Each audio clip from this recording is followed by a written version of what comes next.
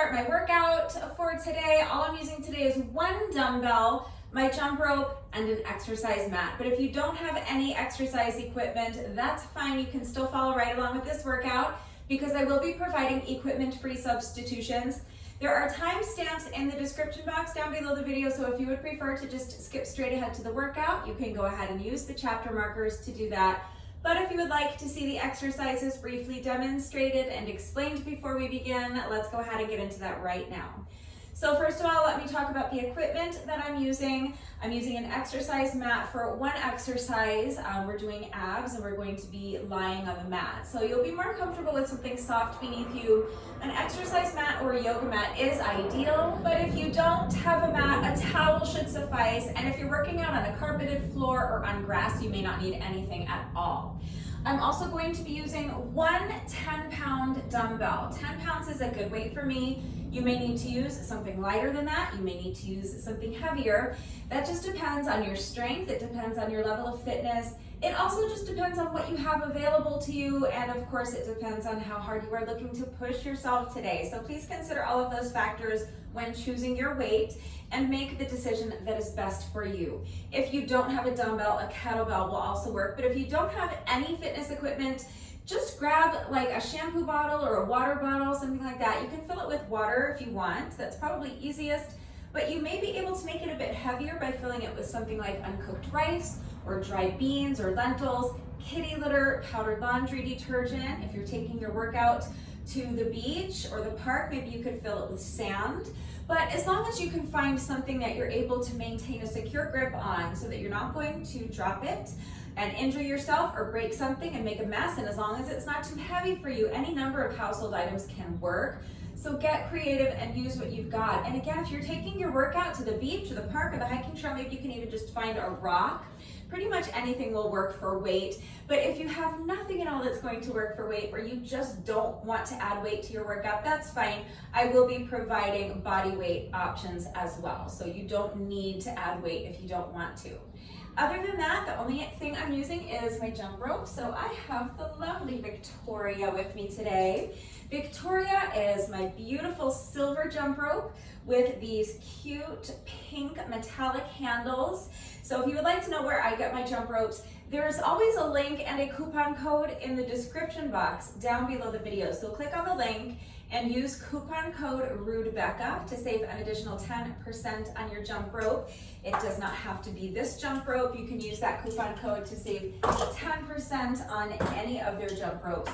But of course, any jump rope will do. There are certainly cheaper options, so any jump rope is fine. But if you don't have a jump rope, that is also fine. You don't really need one. I'm going to be doing 5 cardio sections, and each cardio section is going to take me plus or minus about 5 minutes. So if you don't have a jump rope, first of all, you really can just eliminate the cardio sections. We're also doing 5 weighted exercises, and if you're pressed for time or you don't want to do cardio today, or it's just not convenient for whatever reason, you really can just skip the cardio sections and just do those 5 weighted exercises. That'll work. That can absolutely be a standalone workout. So that's your first option if you don't have a jump rope. Your second option is just to substitute with any kind of moderate paced cardio exercise you want while on jumping rope, which is really easy to do. So first of all, you really can just pantomime jumping rope, either with your feet together like this and just count 1, 2, 3, 4.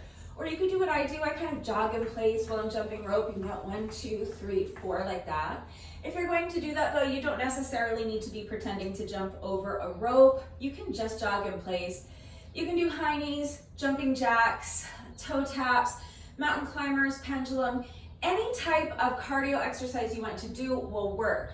Just keep in mind that we're doing sets of 100. Each cardio section is going to be 5 sets of 100 with the jump rope. So if you want to do something like mountain climbers, just keep in mind that we're doing 5 sets of 100. That's a lot of mountain climbers. So just consider that when you are choosing which cardio exercise you want to do. The other thing is you could really just make yourself a little circuit of 5 different cardio exercises and do 100 reps of each, or do 20 reps of each and make yourself a little 5-minute AMRAP. That's fine. Each of my cardio sections is going to be about 5 minutes. It won't be exactly 5 minutes, but your cardio sections can be exactly 5 minutes if you want. So you can set a timer for 5 minutes.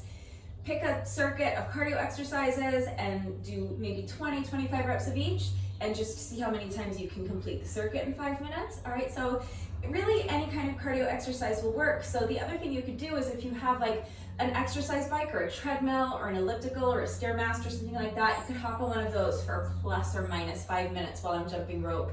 You can also do up and down the stairs. So if you have stairs in your home or your apartment complex, that's another great option. If you have access to the field at your local high school, you could do up and down the bleachers. Or again, if you're taking your workout to a local hiking trail or a park or a beach with steps, up and down the steps is a great option. You could jog. So like I said, you could jog in place, you could jog on the treadmill, you could jog around the block a couple of times. But if you have access to the field at your local high school, why not jog around the track? So 5 minutes, for some people, if you're super duper fast, maybe you could run a mile in 5 minutes. You know, 2 to 4 laps around the track, let's say, something like that. But any type of cardio exercise will work that you can do for plus or minus 5 minutes. So you can shadow box, or if you have a heavy bag, you can work on your heavy bag for about 5 minutes, okay? So either skip the cardio sections or do them any way you want. Plus or minus about 5 minutes of moderate paced cardio, any way you want to get it done will work. If you do have a jump rope, we are doing sets of 100 with the jump rope. So when I say a set of 100, I'm talking about revolutions of the jump rope.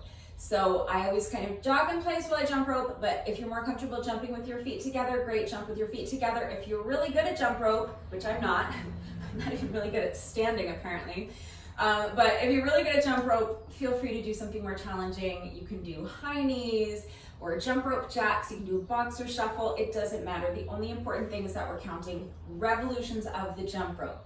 So 100 revolutions of the rope is one set of 100, and each cardio section is going to consist of 5 sets of 100. All right, so that's our cardio sections. Now for our strength training sections, we're going to be alternating between strength and cardio. So for each of my 5 different strength training exercises, I'm holding on to just one of my dumbbells. So you can use a kettlebell instead, or you can grab a household item like a shampoo bottle or a water bottle. We're starting with a side-to-side lunge. So that means I'm going to have my feet wide apart, wider than shoulder width apart. And with all of our squats and lunges, with our deadlifts, anything where there's kind of a hip hinge going on, I want you to start by tucking your shoulder blades into your back pockets. So think shoulders back and down, think chest lifted high, and think hinge at the hips. So push your booty back like you're trying to touch the wall behind you with your booty. At the same time, you're keeping those shoulder blades tucked into your back pockets, keeping that chest lifted high. So also think about trying to touch the wall in front of you with your chest. The point is that you want your spine elongated so that your back stays flat and the weight stays in your heels. That's going to apply to pretty much all of these exercises that we're doing, okay? Make sure your abs are super strong and tight and engaged, as though someone is about to come along and punch you in the stomach, and you're bracing for that impact, okay? So feet are wide apart, shoulders are back and down, chest is lifted high, abs are tight. Now I'm going to bend one knee as I shift my weight into this foot, into the heel of this foot, because remember, I'm pushing my feet back, keeping that chest lifted high, elongating the spine, keeping the flat back, keeping the weight in this heel. All right, then I'm going to lunge to the other side. So I'm going to press this heel into the mat, and then I'm going to reverse the movement and lunge to the other side, okay? So it's just lunging side to side, just like this. And remembering that whole time to keep your shoulders back and down, chest lifted high, abs tight. Push the booty back, back flat, weight in the heel. So any variation of that exercise you want to do is fine, with or without weight. So you can just do side to side lunges if you want. If you're a beginner, if you struggle with balance, you can hold onto a chair or some other strong, sturdy, stable, elevated surface for support. You can shorten up your range of motion so you can have your feet a bit closer together. You cannot sink as deep into your lunge. Okay, work to your own level. Please do not push your body into doing anything that it is not ready to do. But I'm going to be adding weight to that, and each rep is going to consist of 2 lunges.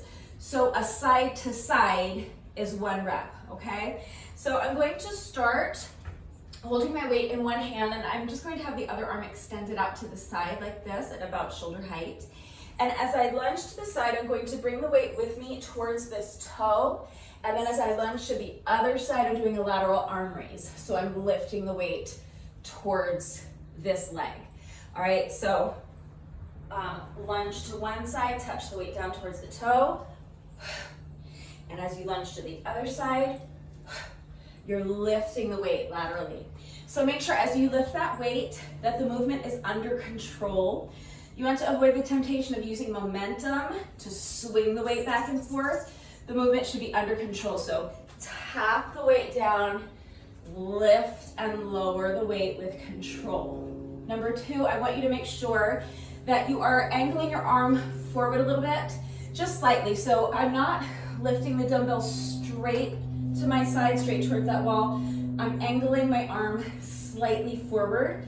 So not this way and not this way, but splitting the difference, about a 45-degree angle. And number three, and this is important, make sure that you are not actively trying to straighten your arm. Do not lock out your elbow. There should be a soft bend to your elbow, okay? And that's it. That's the exercise. So each 2 lunges is 1 rep. So I'm going to lunge and lunge, that's 1. Lunge and tap the weight down, lunge and lift the weight, that's 2. 3, okay? And that's it. That's our first exercise. Obviously, we'll do it on one side first and then the other side. And then the second exercise is going to be a reverse lunge variation. So for your reverse lunges, again, you want to start by tucking your shoulder blades into your back pockets, keeping that chest lifted high. Abs are super strong and tight and engaged. I'm starting with my feet about shoulder width or hip width apart, whatever feels comfortable for you.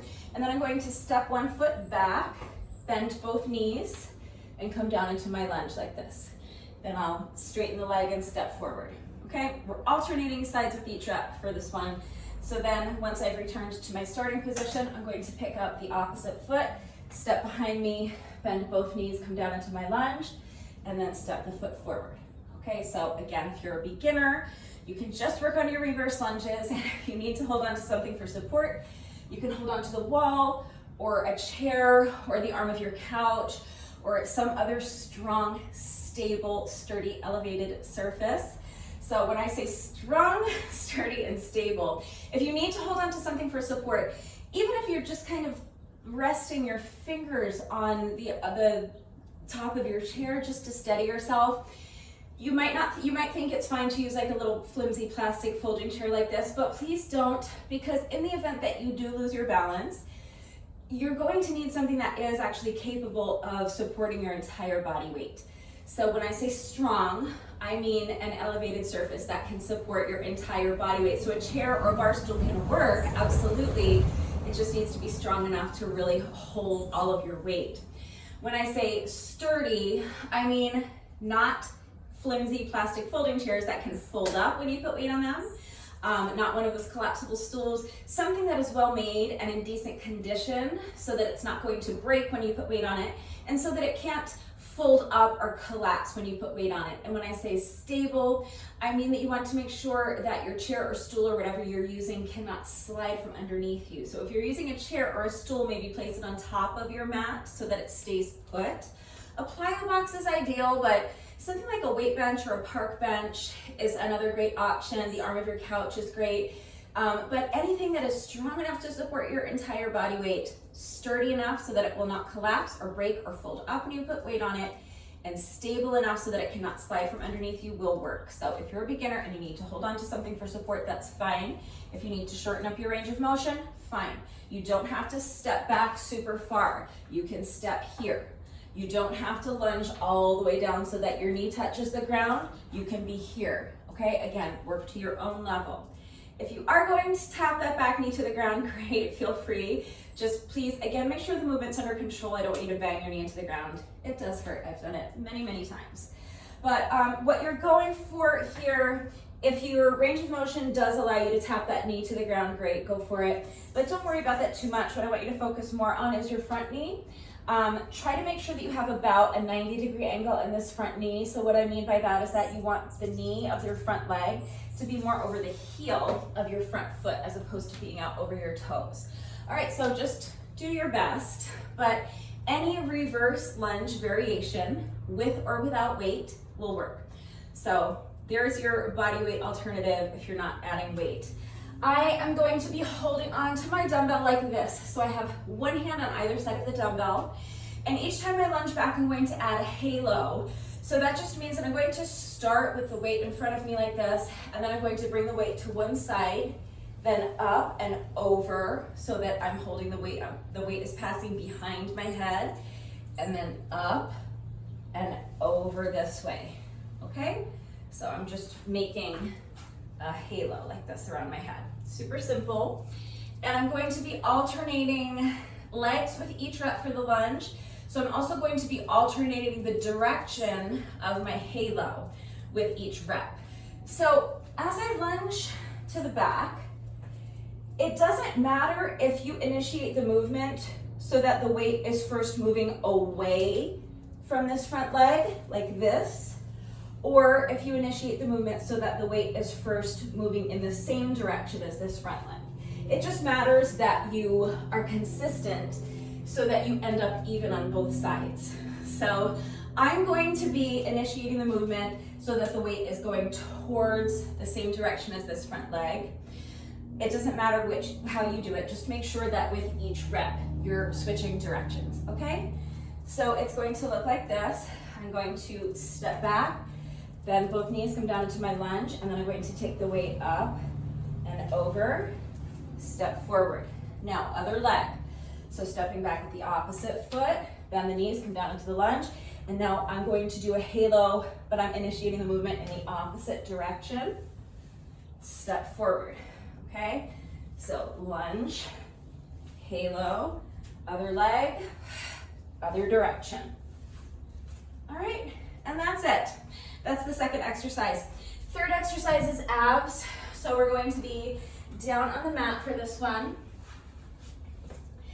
I'm coming down onto my back, and I'm going to be doing, I don't know what I'm calling these, but I'm going to have both legs extended. I'm going to have my shoulder blades lifted up off the mat a couple of inches, and my legs lifted up off the mat. I'm going to have one weight up here by my shoulder. The other arm is going to be extended straight out to the side. Then I'm going to be doing a chest press. So I'm going to just press the weight up overhead and then bring it back down. So just straightening my arm, pressing the weight straight up, controlling the movement as I lower the weight back down. As I do that, I'm going to be crunching the opposite knee in. So the leg that's on the same side as the dumbbell is going to stay straight. The opposite arm is going to extend out to the side. And as I press the weight up overhead, I'm doing a reverse crunch with the opposite knee. Weight comes down, leg extends straight, staying on the same side. So press the weight up overhead. As you crunch the knee in, bringing the weight back down to the shoulder as you straighten the leg again. Okay? So if you want to do that without weight, you can maybe just do bicycles or single leg toe touch, something like that. So instead of holding a weight up by your shoulder, you could just have this hand behind your head. The other arm is extended out to the side. Extend both legs straight. Now, pick up your shoulder blades, pick up your legs a few inches, and then just bicycle, crunching one knee in, bringing opposite elbow to knee. Okay, staying on the same side for the whole set, and then obviously we'll switch sides.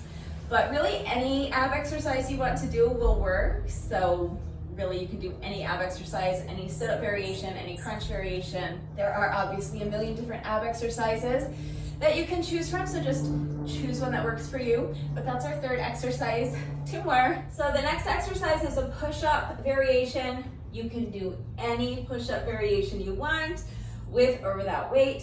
from your toes, from your knees. You can even do a standing push-up variation. If you need help with that, please ask, because I promise, even if you are the most beginner of all beginners that ever beginned at anything, and you think you can't do push-ups, yes you can. You can do standing push-ups. You can do push-ups off of your kitchen counter or off of the wall. Okay, so ask me if you need to see that variation, but I think most beginners can manage to do knee push-ups. And knee push-ups are exactly the same as push-ups from your toes, except your knees are down on the mat. Okay, so push-ups from your knees or from your toes are fine. Standing push-ups are fine. Any variation with or without weight. Just make sure, again, that your head is in line with your spine, your shoulders are away from your ears, and your back is flat. So make sure that your head is perfectly in line with your spine, meaning that if you were to picture standing with your back up against the wall and just gently pressing the back of your head into the wall, that is where you want your head to be, and that's where you want your head to stay. So make sure you're not allowing your head to bob up and down while you're doing your push-ups. Keep your head perfectly in line with your spine. You want your shoulders away from your ears, and what I mean by that is you want to make sure that you're not allowing yourself to kind of sink down into your shoulders like this. Press the ground away from you and really push yourself up as high as you can in your plank position so that your shoulders are away from your ears. You also want to make sure that your abs, again, are super strong and tight and engaged. So remember, someone's about to punch you in the stomach, you're bracing for that impact. And that's important because it is going to help you to maintain that flat back. It's a very common mistake that people will allow their hips or their belly to kind of droop down towards the mat like this. So the way you fix this is to really tighten up your ab muscles and use your ab muscles to lift your hips high and keep them lifted nice and high. The point is that you want your body in one perfectly straight line from your heels all the way to your shoulders, and really that straight line extends from your heels all the way to the crown of your head, since your head is perfectly in line with your spine. And once you have that perfect plank position, nothing moves. You want to maintain integrity in your plank position the entire time. So make sure that as you are coming down into your push-up, your body is staying in one perfectly straight line, and as you're pushing yourself back up, your body is staying in one perfectly straight line. Your goal is to get your chest all the way down to the mat, but if you're not there yet, you're not there yet. That's a goal. You may or may not reach that goal today. What's more important is that objective of maintaining a flat back, keeping your body in one perfectly straight line, either from your heels to your shoulders, or if you're doing knee push-ups, your body's going to be in one perfectly straight line from your knees to your shoulders. But that's the whole key, is to make sure that you never break that straight line. So if you are not able to get your chest all the way down to the mat, there are a couple of really common things that people will do. The first of which is they'll lower their chest or their hips or their belly down to the mat to kind of compensate for that. But that's causing an arch in my back. Remember, we want to keep those abs tight, keep the hips lifted nice and high. So you do not want to compensate for the fact that you can't get your chest all the way down by lowering your hips or your belly down to the mat. Another really common mistake is that people will compensate for the fact that they can't get their chest all the way down by lowering their forehead down to the mat. I think it is done a lot of times on a subconscious level because you tap your forehead down and you think you got all the way down, but your forehead should never touch the mat, okay? It's fine if you don't get all the way down. You can just, first of all, if you're doing push-ups from your toes and you are unable to get your chest all the way down to the mat without breaking that straight line, you can just put your knees down and do knee push-ups. That way you're able to maintain your full range of motion, get stronger there, and then eventually you can start doing the push-ups from your toes. But your second option is to just limit or shorten up your range of motion. So it's fine if you don't get your chest all the way down. What's not fine is to compensate for that by lowering your hips or your belly to the mat, or by lowering your forehead to the mat. So if you're unable to get your chest all the way down to the mat without breaking that straight line from your heels to your shoulders, just get it as close as you can, and then push yourself back up, and that's your push-up. Okay, so whatever push-up variation you're doing, please just mind your form. I'm going to be doing Santana push-ups, and I'm alternating sides with these because in between, you can do all of your reps on the same side. I was going to do it that way, but I want to kind of add this little transition that's part of the exercise. So for me, I'm going to be doing a push-up with the weight on one side and then staying in my plank pose while I bring the weight over. That's going to be part of the exercise. But a Santana push-up is basically just a push-up plus a side plank. And since I'm doing it with weight, I'm going to bring the weight with me. But let me show you without the weight first so that you have your body weight alternative. So it's just a push-up and then a side plank. So you're picking up one hand, lifting the arm straight up towards the ceiling and rotating into a side plank. Keep those hips lifted high, and then you're going to rotate back, okay? And if that's all you're doing, you can just alternate sides with each rep. If you prefer, it doesn't matter, as long as you end up doing an equal amount of reps on both sides. But without any added weight, there's nothing to move from side to side. So you can just do Santana push-ups. Push up into a side plank, or again, any push-up variation you want. I'm going to be doing that, but with a dumbbell. So that means that I'm going to first lift the dumbbell to my shoulder. So there's kind of a row added in there, and then I'm going to press it up overhead. Now I'm using a hex dumbbell. That means that it's shaped like a hexagon here on the end, which means it's flat on the bottom. And this is significant because it helps me to stay stable while I'm holding on to the dumbbell in my plank position and doing my push-up on my dumbbell. If your dumbbell is rounded on the ends, or if you are using a household item for weight, like a water bottle or shampoo bottle, just be careful, please, okay? Use your common sense, be safe, make the decision that is best for you. You can't, it's not that you necessarily can't do the exercise the way I'm doing it, especially since you're always going to have one hand flat on the floor or the ground for stability. But just please be careful. Remember that it's always an option to do your push-up with both hands flat on the mat, and then pick up your weight, row it up towards your shoulder as you come into your side plank, press it up overhead, and then bring the weight back down to your shoulder, rotate back into your plank pose, let go of the weight, place both hands back down on the mat. And then you can move the weight from side to side if you want. But that's one option if your dumbbells are rounded on the end or if you are using household items for weight. So make the decision that's best for you. That's what I would prefer to have you do. But if you want and you feel safe, you can hold on to your weight while you do your push-up.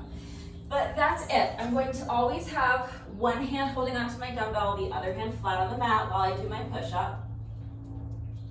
Then I'm going to rotate into a side plank as I row the weight towards my shoulder, then press it up overhead. Then I'm going to bring the weight back down to my shoulder, rotate back into my plank pose. Let go of the weight, and I'm going to place my hand on the outside of the dumbbell so that I can reach over with my other hand and move the dumbbell to the other side. And then I'll repeat on the other side, push up, side plank with a plank row and an overhead press, a weighted Santana plank, okay? Weighted Santana push-up, whatever.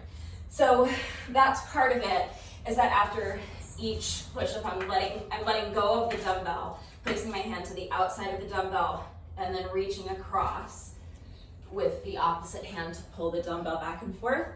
So I'm alternating sides with each rep. Hopefully that makes sense. But that's our fourth exercise. For my fifth and final exercise, I'm going to be doing a staggered stance deadlift plus a staggered stance squat.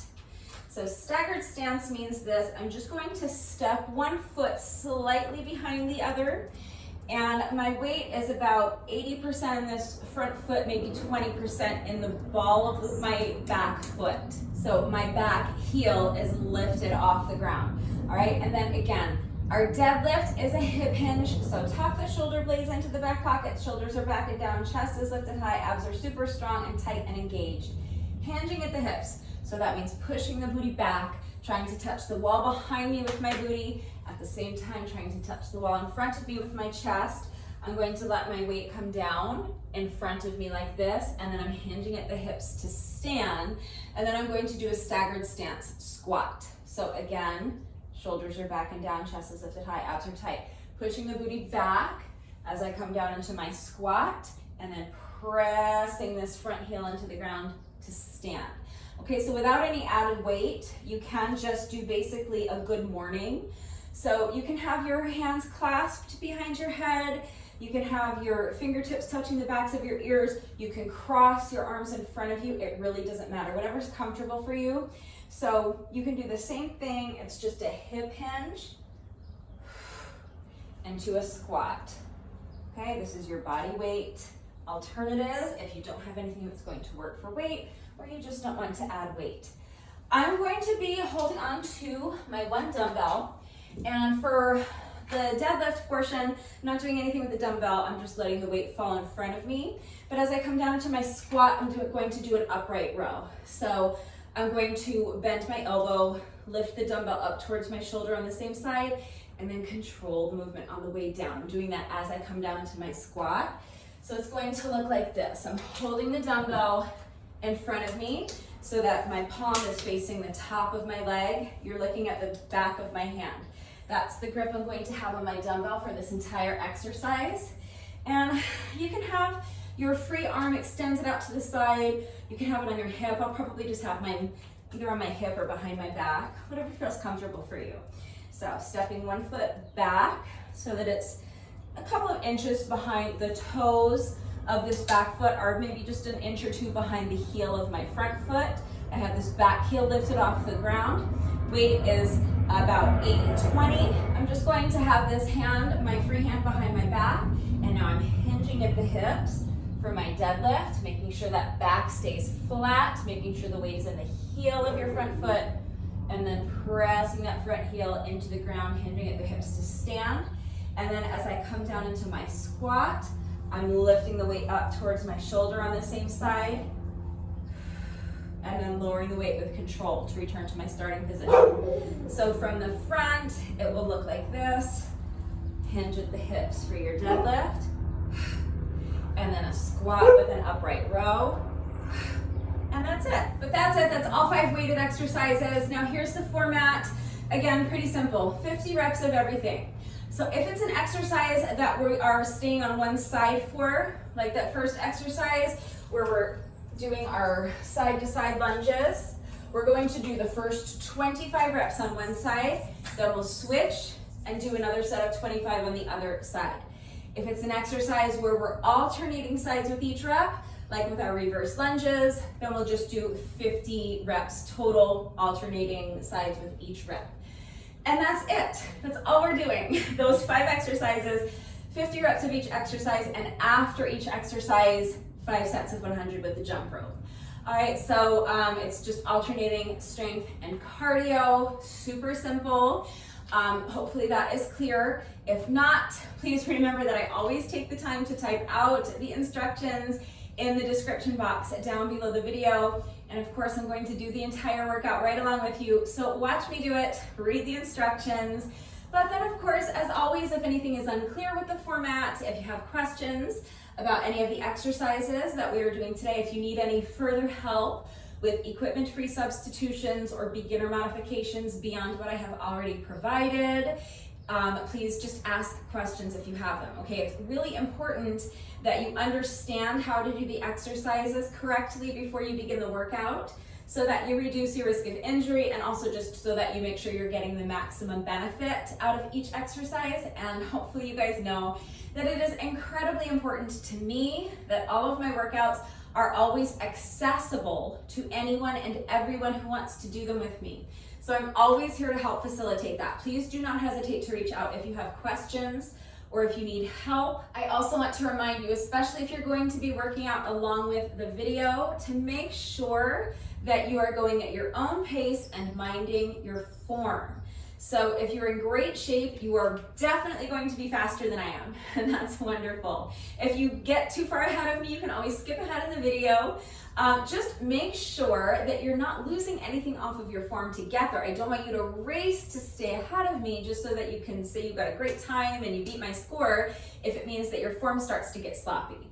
I also don't want you racing to keep up with me. So if you are slower than I am, also wonderful, because you got dressed and you got out here with me and you're doing the work, okay? As long as you're putting in the work and getting your reps done, that's what matters. Don't worry about how fast you're going, worry about your form. So do not race to keep up with me if it means that your form starts to get sloppy. If you're racing to stay ahead of me or racing to keep up with me and your form starts to get sloppy, that means you need to slow down. So please make sure that if you're slower than I am, just be slower than I am. If you fall behind, you can always pause the video and come back when you're ready, but I do not want you to sacrifice your form for speed ever. So make sure that you are going at your own pace and make sure that you are minding your form and just work to your own level. So that means choosing a dumbbell or a household item that is an appropriate weight for you.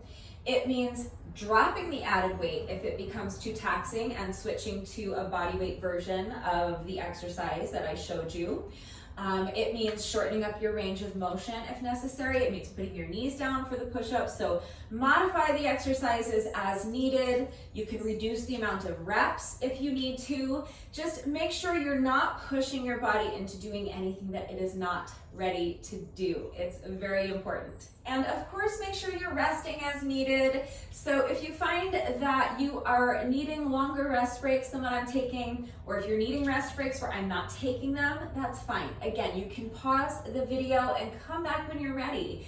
I want you to challenge yourself to keep your rest breaks as short as possible, but they should be as long as you need. You should only resume the workout once you feel that you have regained enough strength and you have enough stamina to continue with good form. So please just be smart, be safe, listen to your body, and make the decision that is best for you and do your best. Please remember that your best is always good enough. So let your best be good enough.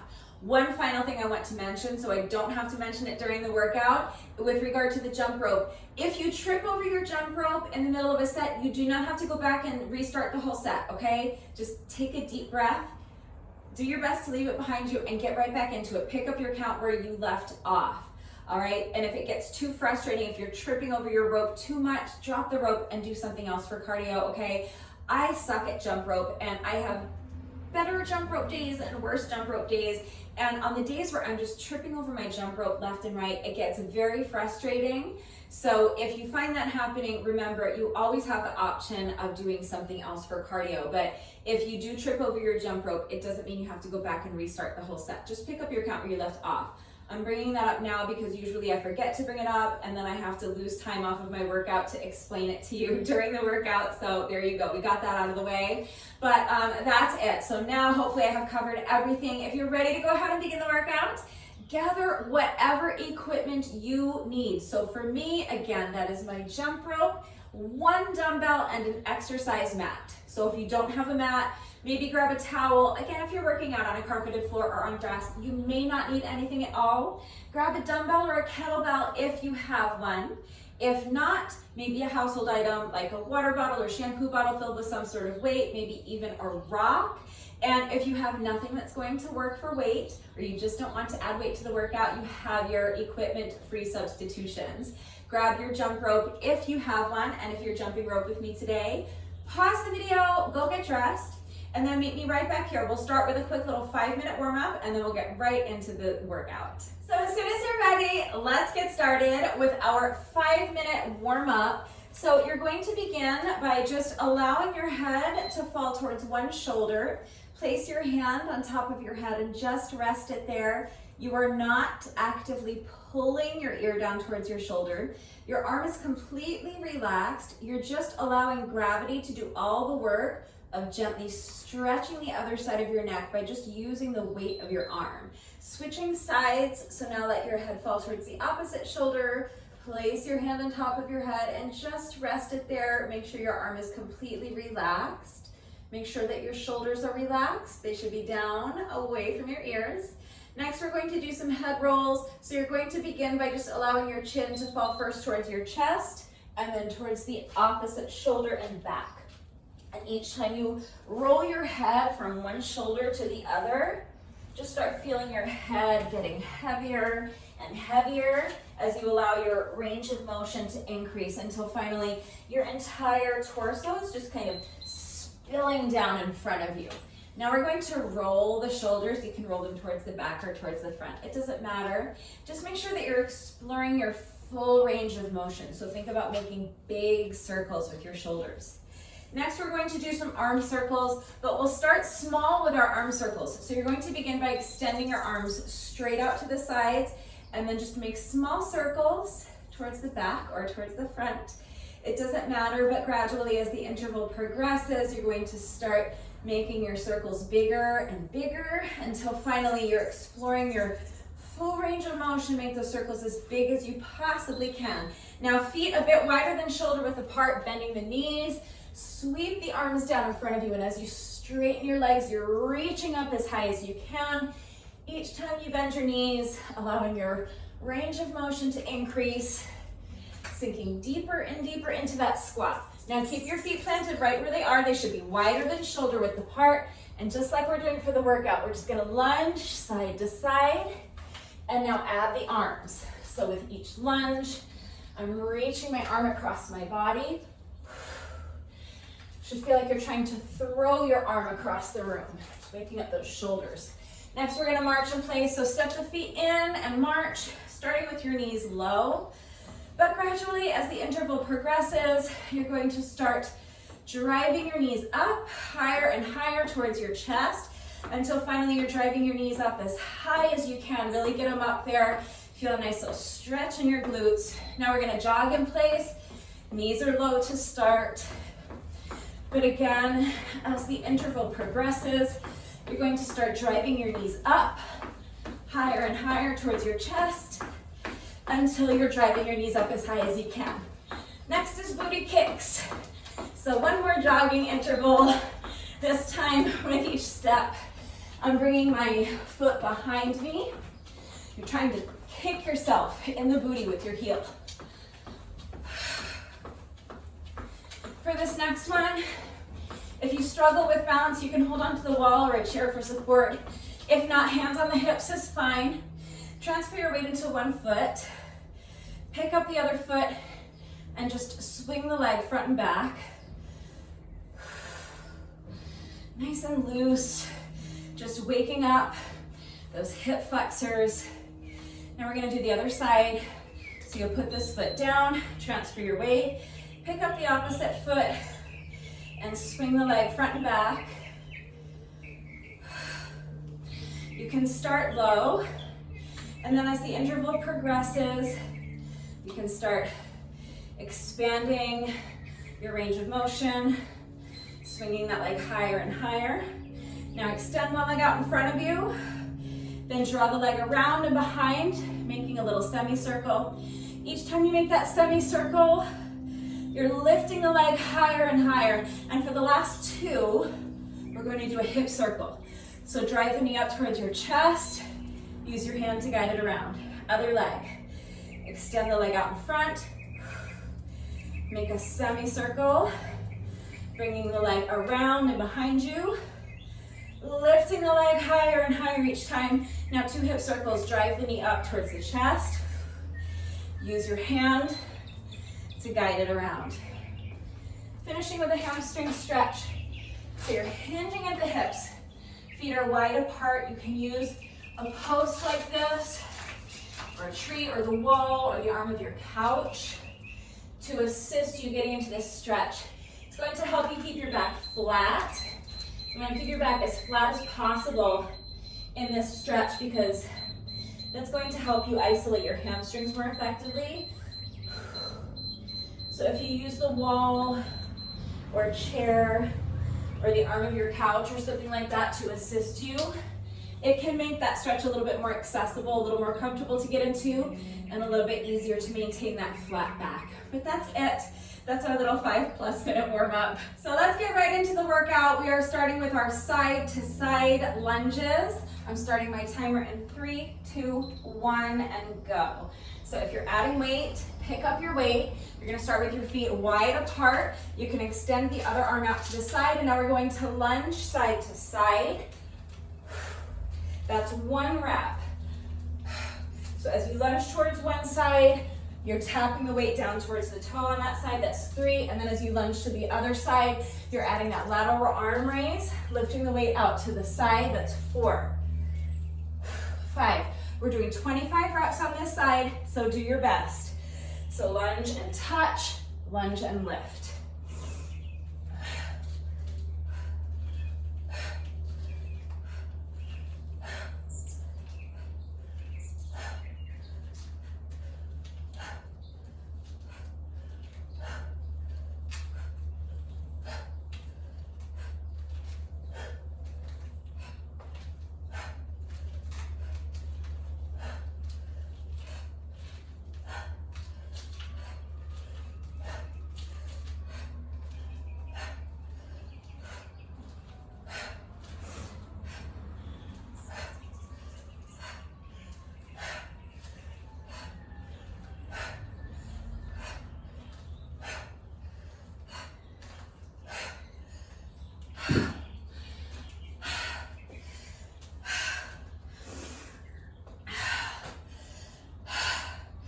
So that's 25 reps. Now we're going to do 25 reps on the other side. So each rep really consists of 2 lunges. So if you're not adding weight, just remember that you might want to double count these so that it's a side to side lunge. So each time you go from one side to the other is 1 rep. So one side to the other and back, I should say, is 1 rep. All right, so you don't have to double count them if you don't want to.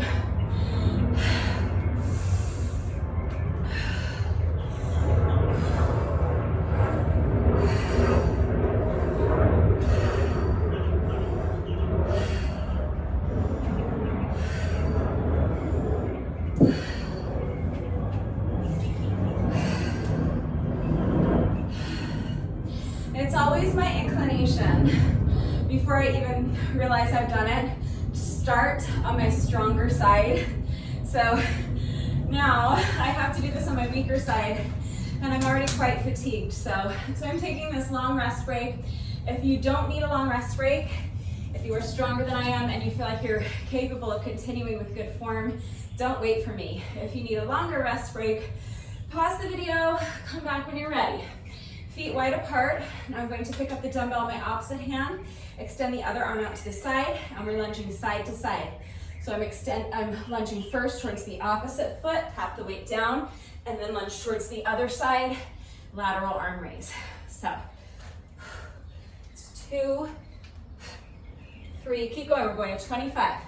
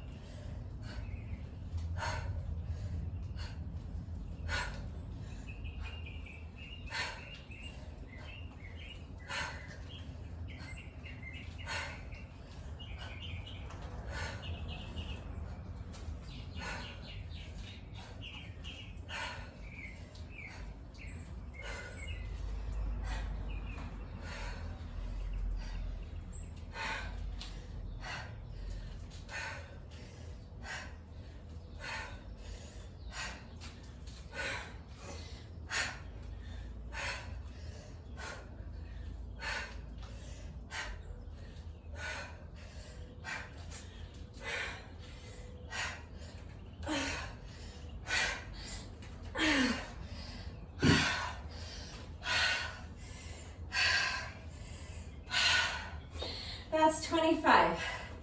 So those are done.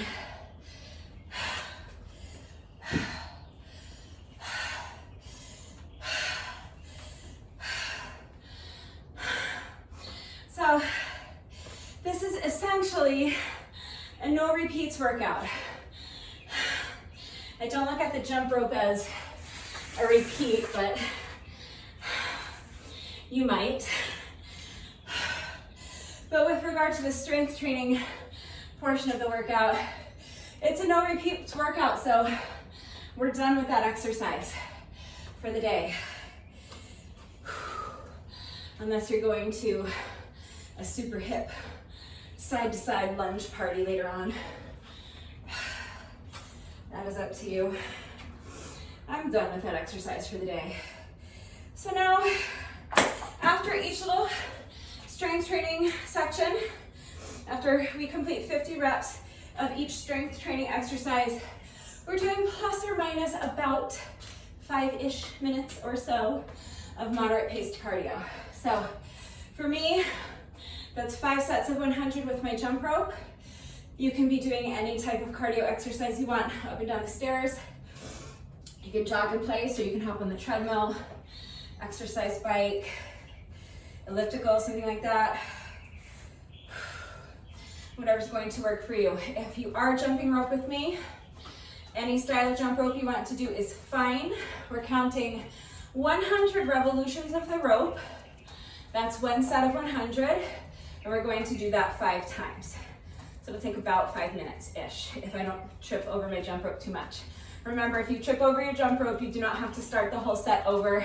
Just take a deep breath, get right back into it. Pick up your count where you left off. Okay, pause the video if you need a longer rest break. As soon as you're ready, here we go. 5 sets of 100 with the jump rope.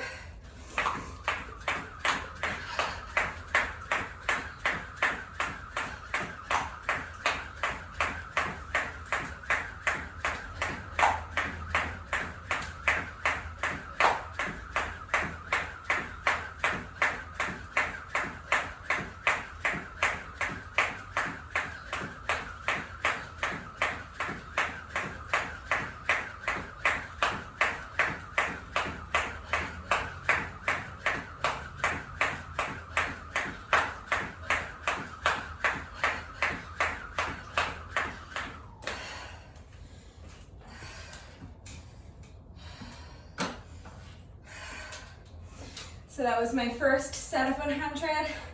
I'm going to do 4 more.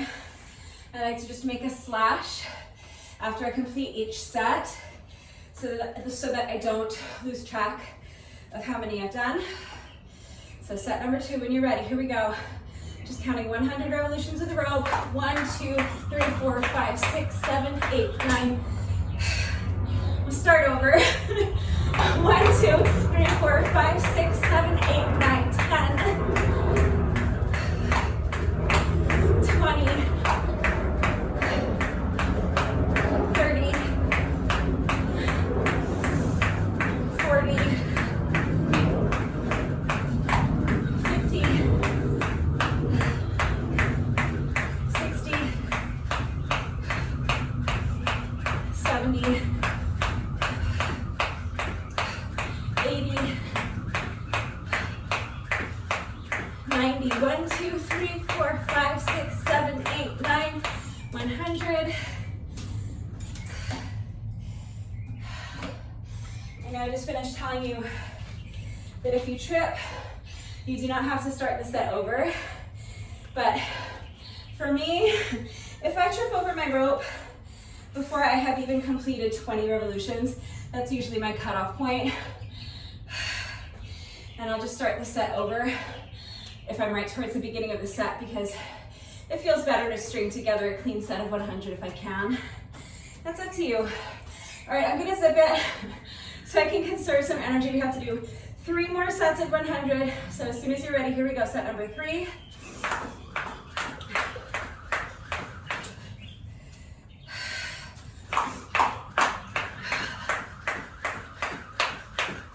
Oh my God.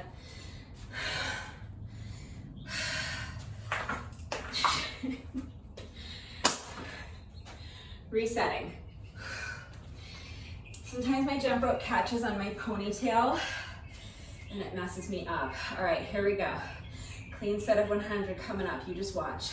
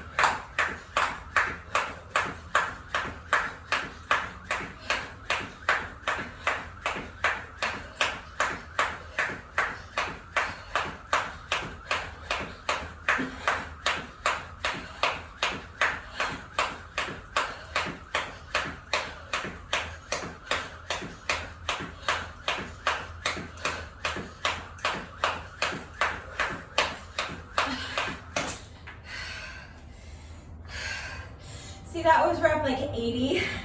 So I will not be starting this set over.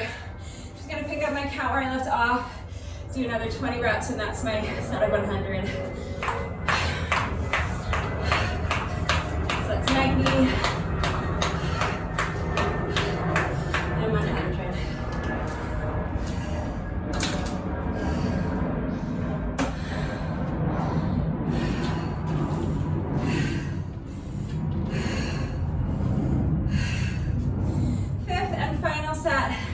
And then we're on to our next strength training exercise.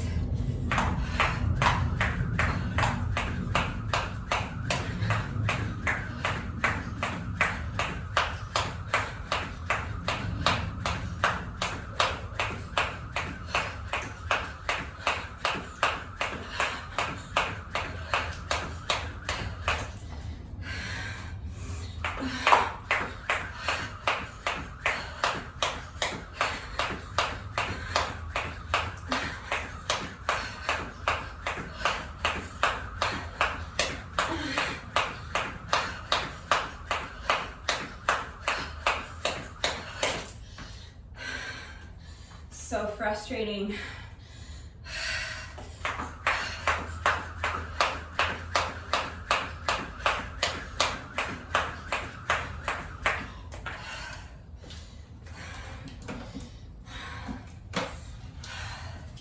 I haven't used Victoria in a minute. I'm usually using my other jump rope lately. And they do have a slightly different feel. And I don't know if that's why I'm lacking coordination. I keep tripping over my rope, or if it's just one of those days. Could be a little of both, I don't know. It's incredibly frustrating, but just have to do my best to not let the frustration dictate my mindset moving forward. So when I trip, just have to do my best to kind of leave it behind me and get back into it. Putting the rope down, letting go of it and putting it down as kind of a reset actually does work for me. So I don't know why, I just know it works for me sometimes. All right, if you need a longer rest break, again, you can pause the video and come back when you're ready. The next exercises are reverse lunges. So reverse lunges with or without weight. You can hold on to something for support if you're a beginner. If you're holding on to weight, I'm going to be adding a halo. So I'm holding my dumbbell with one hand on either side like this. Starting with my feet about hip width apart. And now I'm going to step one foot back, come down into a lunge. And then I'm initiating the movement by bringing the weight towards this front knee and then around behind my head and back, stepping the foot forward. We're alternating legs with each rep. So now stepping the other foot back, and we're alternating which direction we're taking the dumbbell for our halo with each rep. So that's 2. So alternating legs, alternating directions for the halo, that's 3. So I'm always starting my halo by bringing my dumbbell towards the front leg first. That's 4. So reverse lunge, halo, step the foot forward, other side, lunge, halo, step it forward. That's 6. We are going to 50, so do your best. I'm picking up my count at 6. Now you know what we're doing, so I'm gonna zip it and try to pick up the pace a little bit. Just make sure as you pick up the pace, you want it to flow, but make sure that you're not allowing your form to get sloppy. Keep the movement under control. So as soon as you're ready, here we go.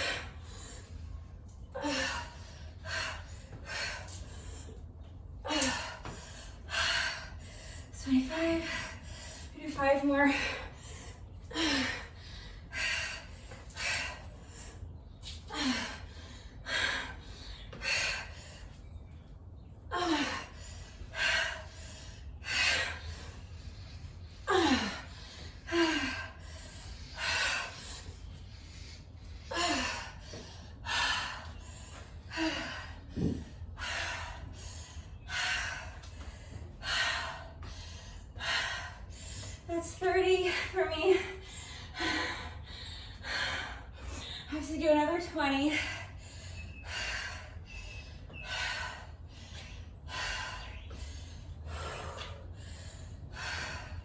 When I'm doing an exercise where I'm alternating sides with each rep, if I have to pause and rest, I always pause and rest at an even number so I don't have to try to remember which side I was on. It was tempting to stop after my 25th rep because that's the halfway point, but it's an uneven number, so I figured let me just do 5 more reps. That'll get me a 30. Now I just have to do another 20. So just taking a good couple of minutes to rest, shake out the legs, letting my heart rate come down a little bit, allowing my breathing to normalize a little bit. I would like to do these final 20 reps unbroken, but if I can't, I'll take a short rest break after 10. Hopefully I can at least do 10 unbroken. If you need to rest longer, pause the video, come back when you're ready. I'm picking up my count at 30.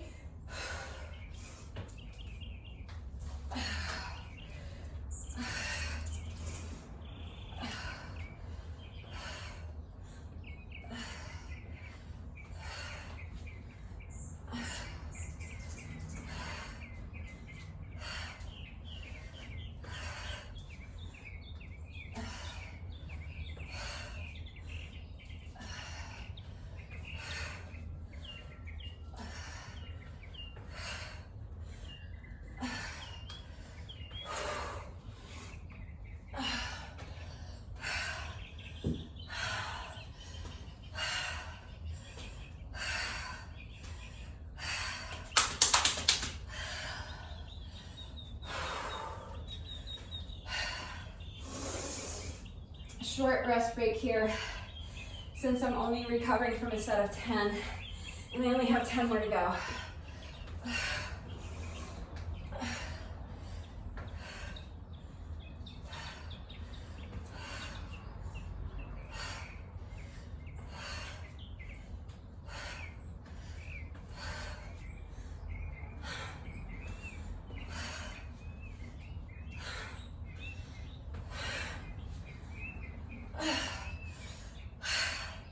That's 48, last 2, 49, and 50.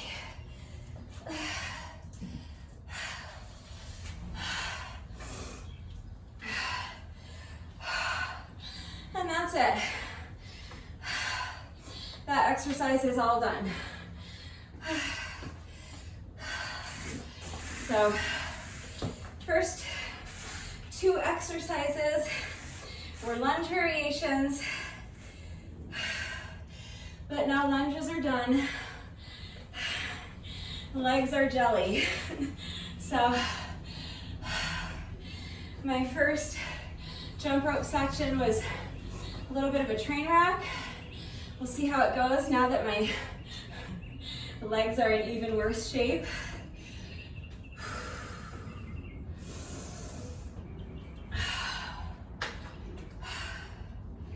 But we're just doing another little 5-ish minute cardio section.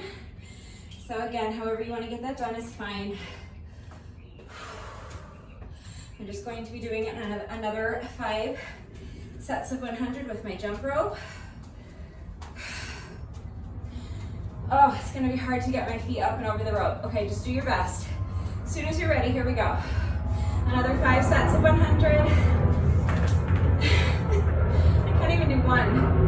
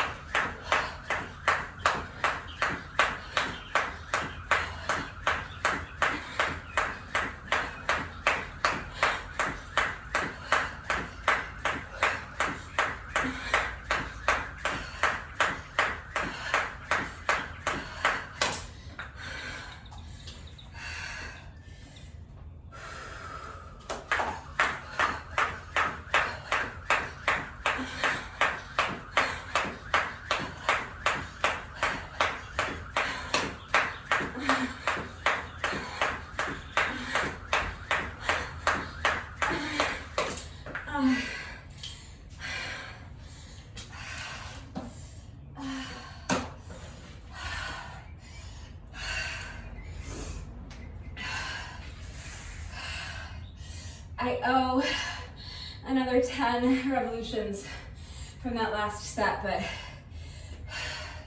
I'd rather just see if I can tack them onto this set. So hopefully I can get through this set without tripping. And if so, I'm gonna be doing 110 unbroken. That'll make up for that 10 that I'm owing from the last set. Okay, here we go.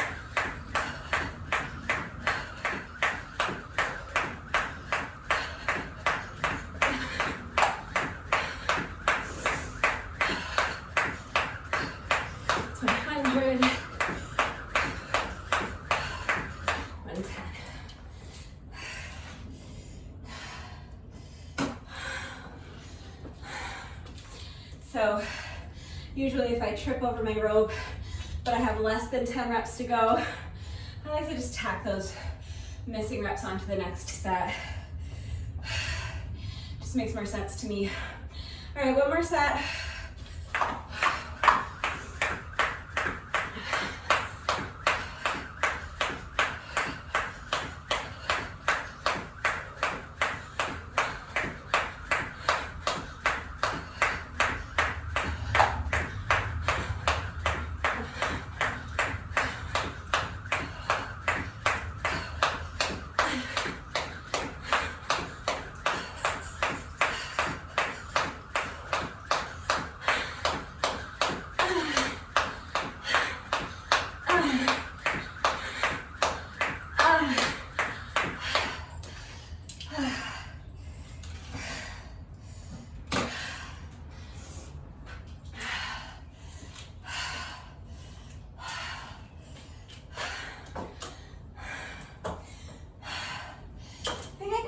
A little hook right here for my jump rope. Figured you guys might want to know that, I guess. I don't know. Just have the thought to do it right now. All right, next is abs. You can be doing any ab exercise you want, with or without weight. I'm going to be doing my opposing reverse crunch with a shoulder press. All right, so starting down here on my back, I have my shoulder, or my weight up here by my shoulder. I'm going to extend the other arm out to the side. Legs are extended straight. Now I'm going to lift my shoulder blades up off the mat, lift my legs up off the mat a few inches, and now with one leg, I'm going to tuck the knee in for a reverse crunch, and as I do that, I'm pressing the weight up overhead with the opposite arm, and then reverse the movement. Straighten the leg, bring the weight back down to the shoulder, so it's opposing. I'm doing a chest press on this side and kind of a reverse crunch with the opposite knee, and then the other arm and the other leg are just staying extended up to the side the whole time. All right, so that was one. We have to do 25. So, reverse crunch with the leg, and a chest press with the opposite arm. That's 3, 4, 5. Keep going.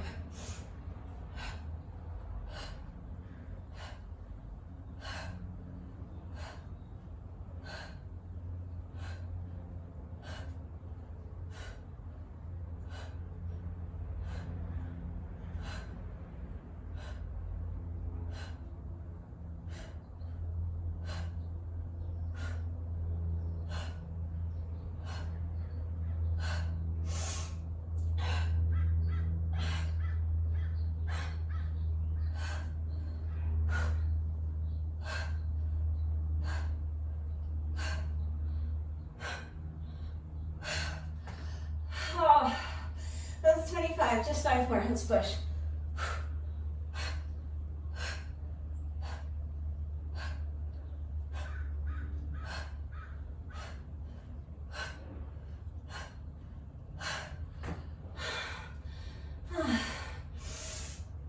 All right, switching sides.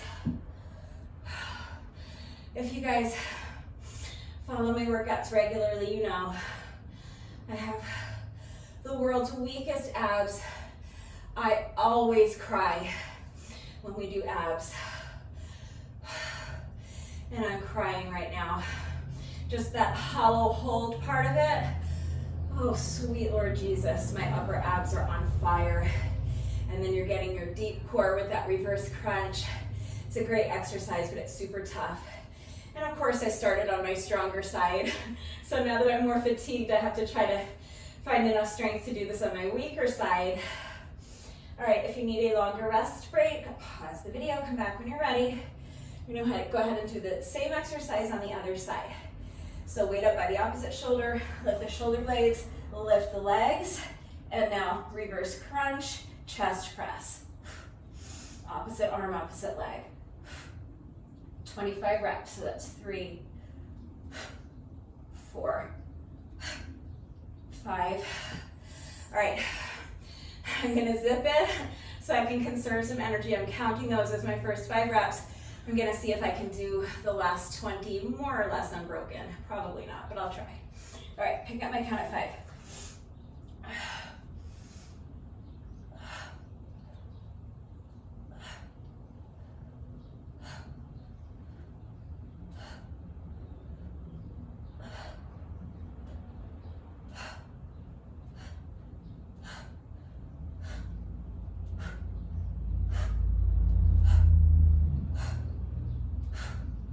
Not a prayer. That was 10. It's possible I might be able to do my final 10 unbroken. We'll see. My abs are just screaming at me to stop. And my weaker arm is like, this is not easy for me. All right, pick up my count at 15.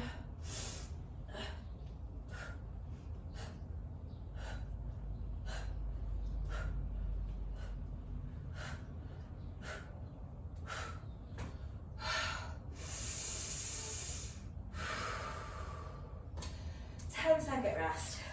All right, let's push, just 5 more.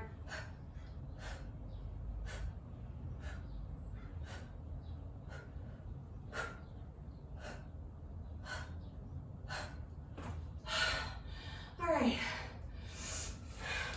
we're done. All right. Oh, holy cannoli.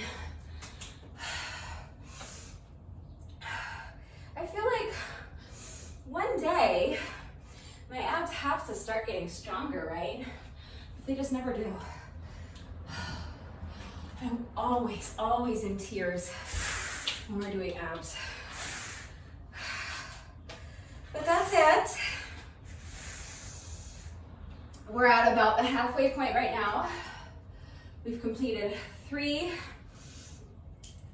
of our 5 strength training sections and 2 of our 5 cardio sections.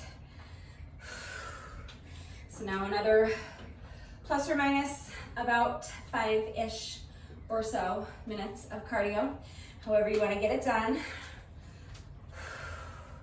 So for me, that's another 5 sets of 100 with my jump rope. Wish me luck. My last cardio section was a little bit cleaner. I'd like to keep that trend going. All right, here we go. When you're ready.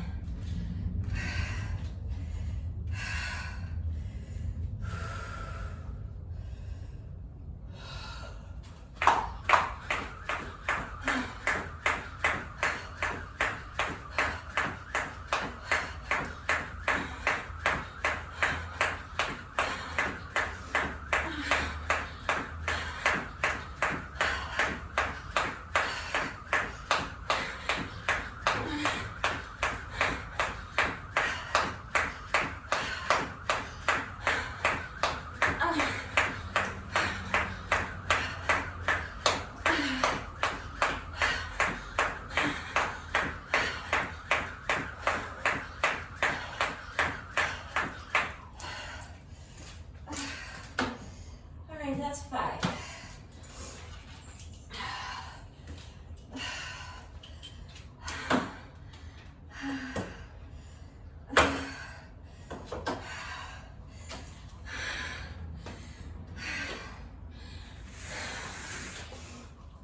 Next is push-ups.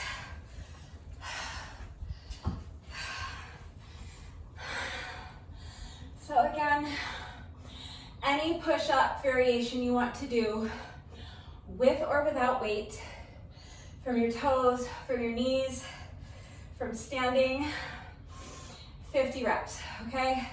You can alternate sides like I'm doing. You can do all 25 reps on one side, all 25 reps on the other, if you're doing an exercise where you're alternating sides. So if you're not adding weight, the most similar thing to what I'm doing is going to be Santana push-ups. So you can do 25 reps on one side, 25 reps on the other side, or you can alternate sides with each rep. I'm going to be alternating sides with each rep because after each rep, I'm going to be moving my dumbbell from side to side. That's part of the exercise. Just a little extra core work, because why not? All right, we're doing 50 reps, which is a lot of push-ups. I know, do your best. I'll probably break these down into sets of 10, just to make it more manageable. Do little, like 5 sets of 10. For me, psychologically, doing 5 of something is a lot easier than doing 50. So if I think of it as 5 sets of 10, that makes it a lot easier for me, a lot more manageable.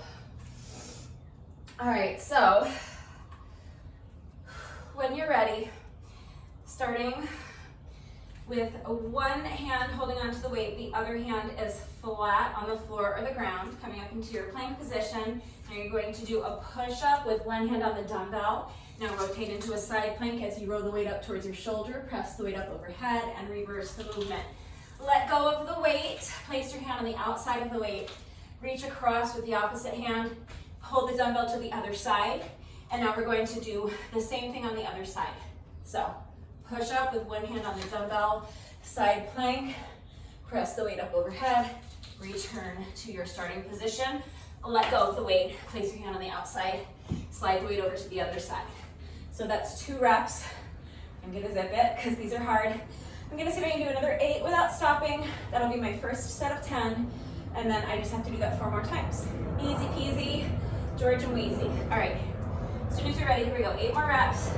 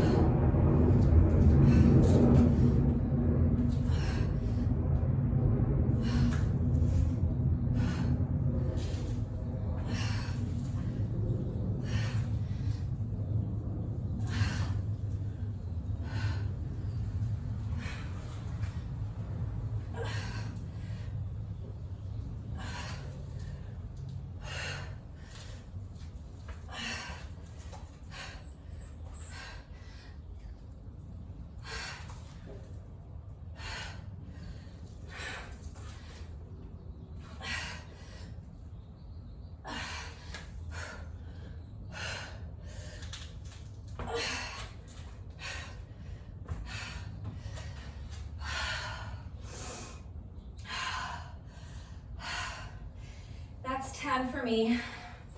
So remember, if you're breaking them up, that on your final rep, remember to make that transition. That's the thing that completes the rep. So it's push up, side plank, and then move the weight from one side to the other.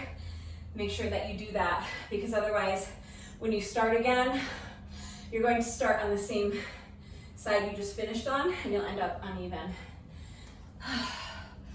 All right.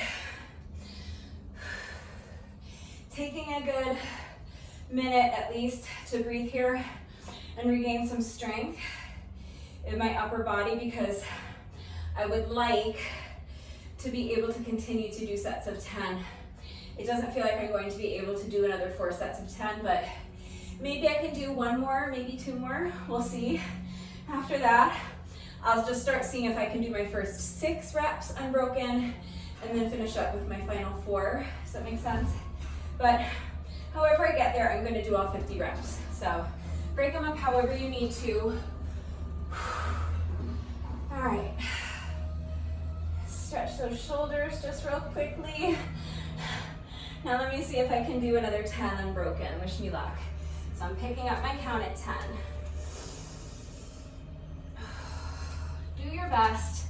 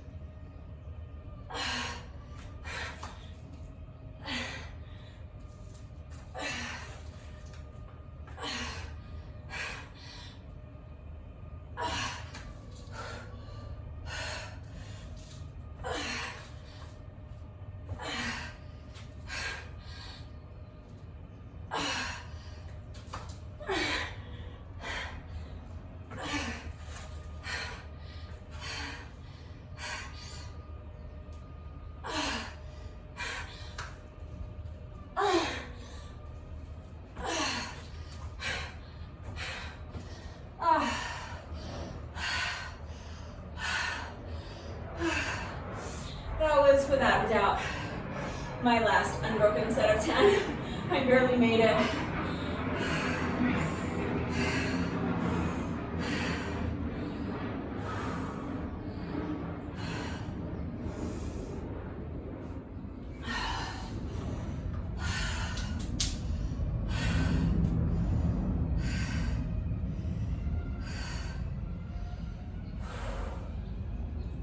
So I have to do 3 more sets of 10.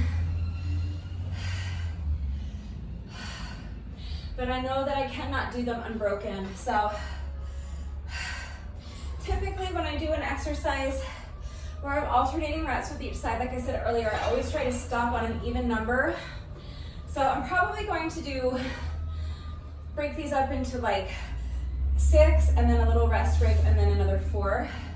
But with this one, I really can stop on an odd number because where my dumbbell is tells me which side I'm on, as long as I remember after the push-up to move the dumbbell to the opposite side. So again, just make sure you're doing that. It's going to ensure that you end up working both sides evenly. I was watching Monday's workout and I realized I did 2 sets of pistol squats, but I did them both on the same leg, and I didn't realize it until I was posting the workout on social media. I'm like, did I do both sets on my right leg? Oops. And I wonder why my right side is stronger than my left. All right, that was a nice long rest break. So let's go ahead and get into our 3rd set of 10. So I will try to see if I can do the first 6 unbroken, but I'm sure if I'm even able to get 6 unbroken, I don't need to pause and rest. So that's gonna be my goal, is my first 6 unbroken. But if I can't, I can't. Okay, as soon as you're ready, here we go. Pick up my count at 20.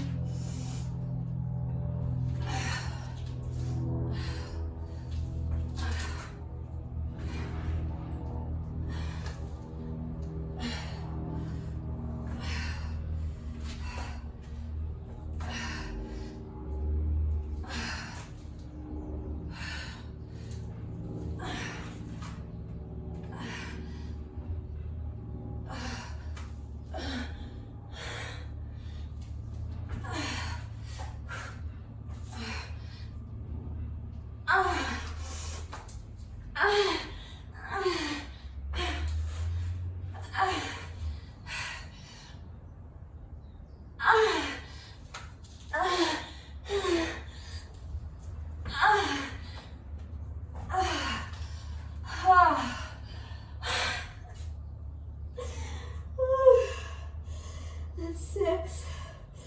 I have to do 4 more. I am so out of shape with my push-ups. All right.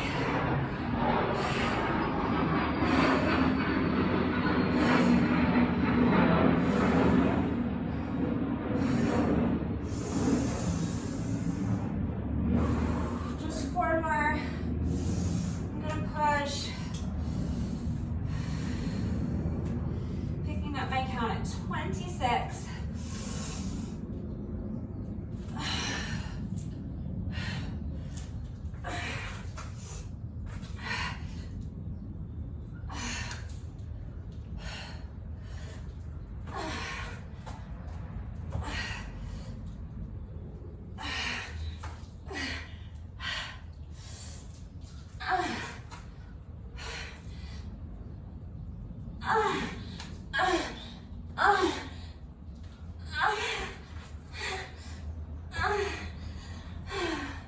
That's 30.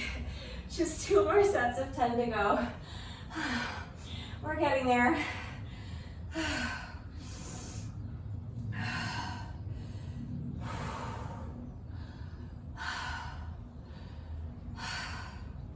So for my next set of 10, I'm going to attempt to break it up that way again. I'm going to attempt to do my first 6 unbroken, and then I'll take a little bit shorter rest break, finish up with my last 4 reps.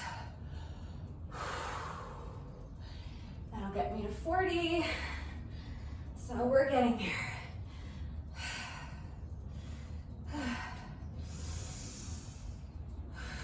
All right, picking up my count at 30.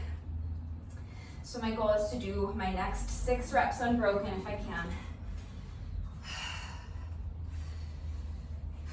When you're ready, here we go.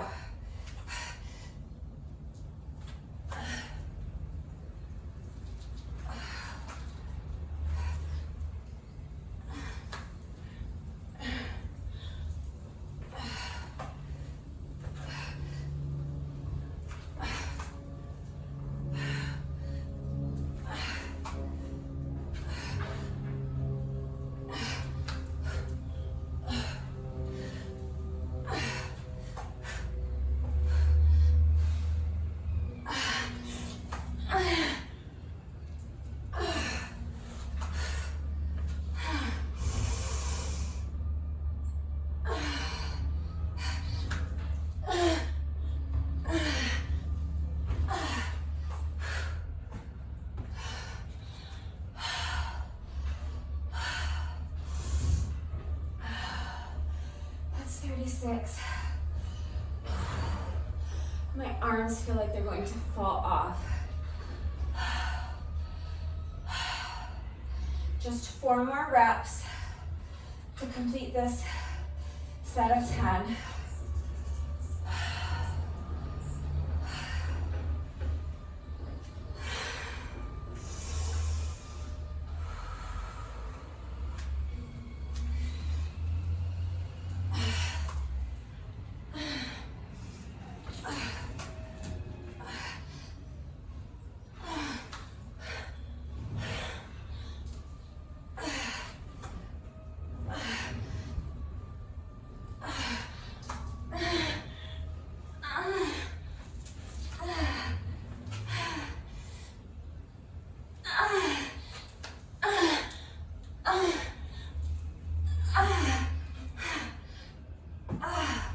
That's 40. Okay.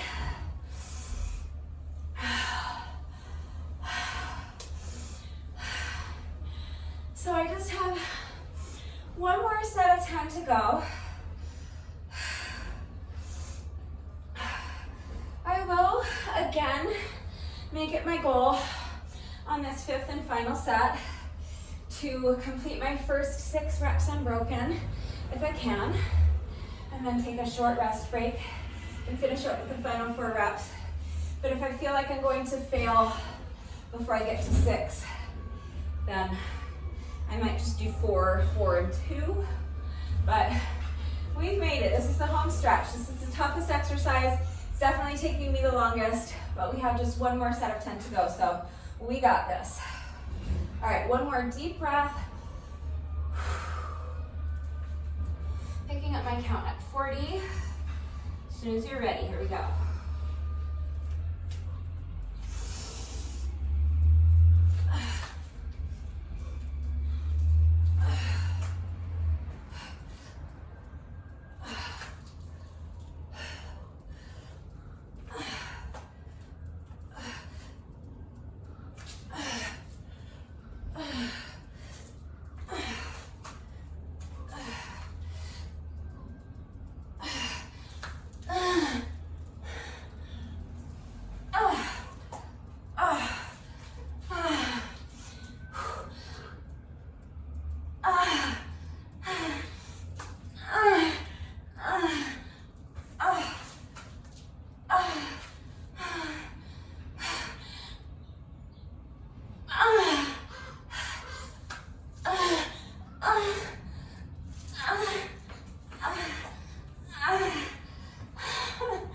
I did it.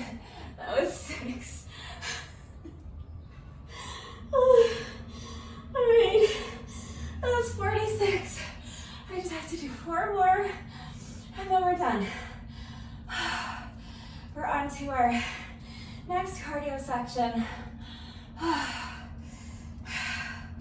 right, let's push through and get these done. These are taking forever.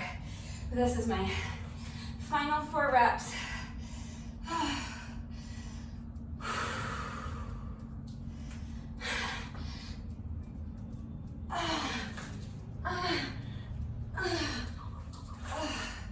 It's 47.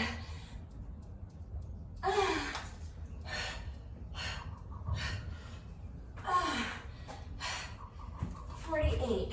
2 more.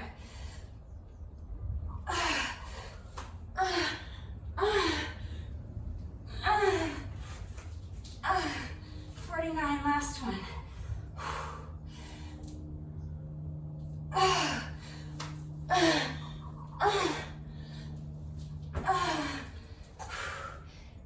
8 back.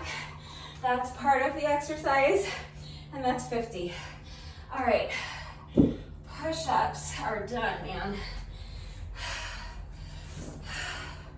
Until we get to our bonus burpee, but that's gonna feel like a breeze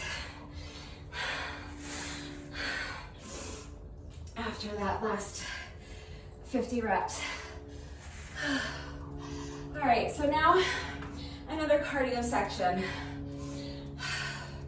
Not only are my legs jelly now, so it's gonna be hard to get my feet up and over the rope, but in addition to that, my arms are done.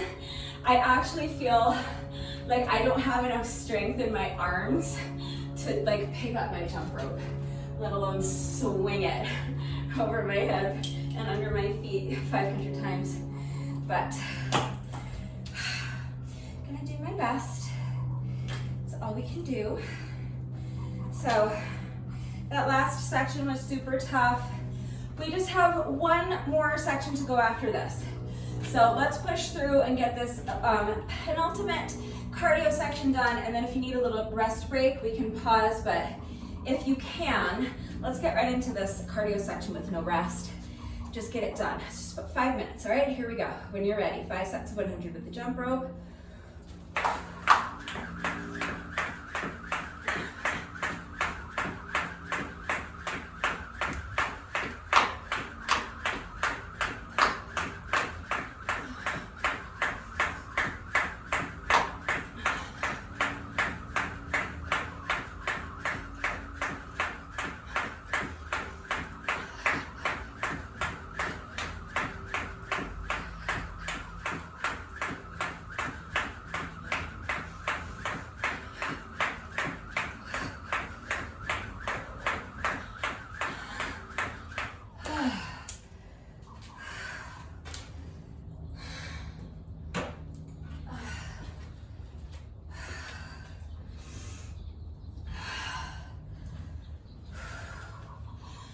Down, 4 to go.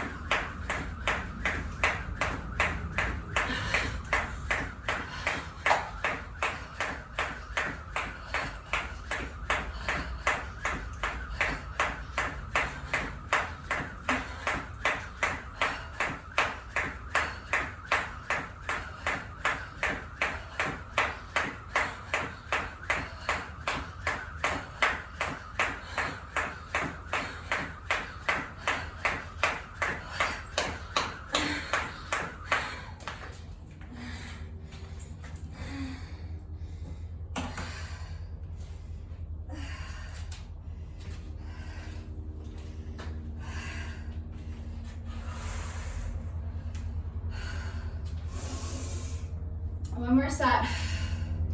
And we're on to our 5th and final strength training exercise.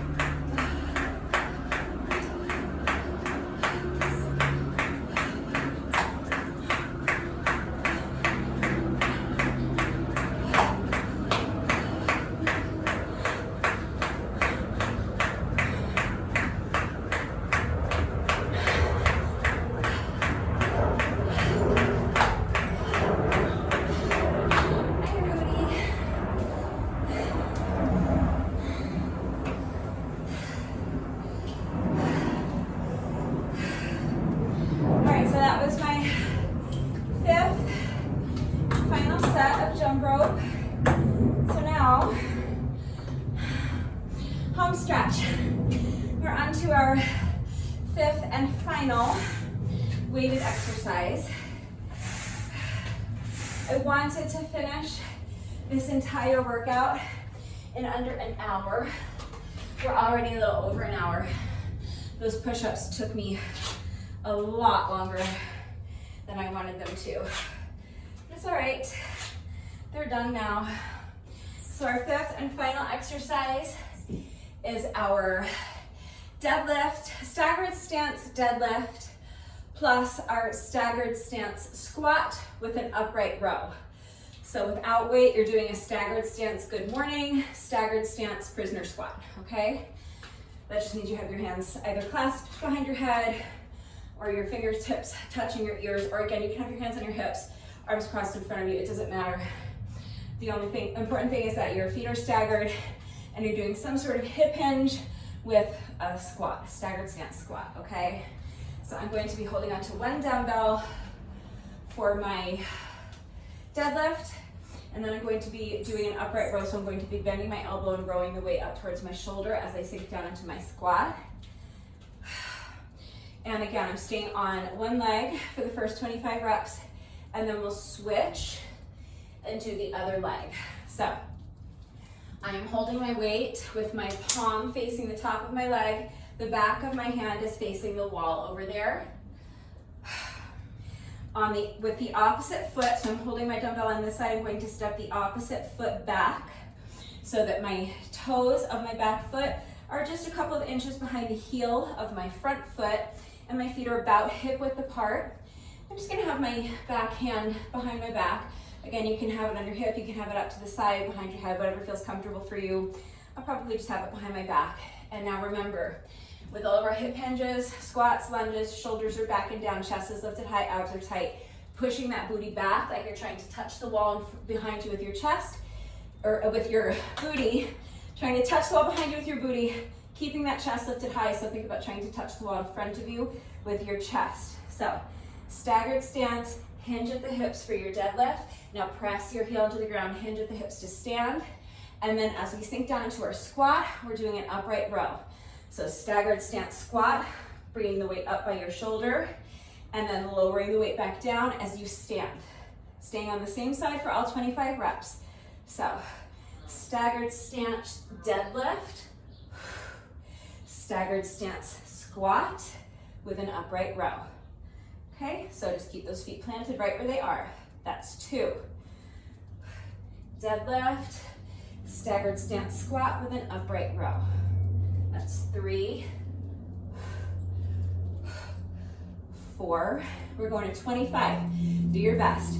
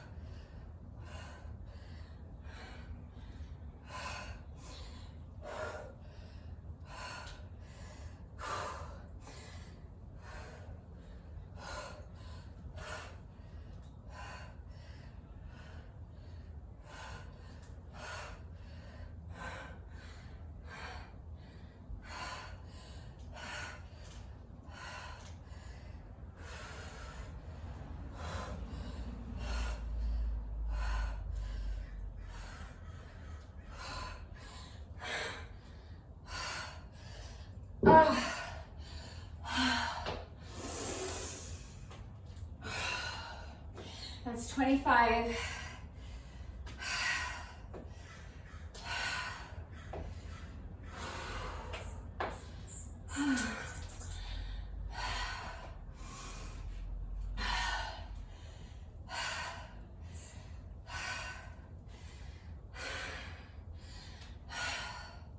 Just taking a good minute to breathe here.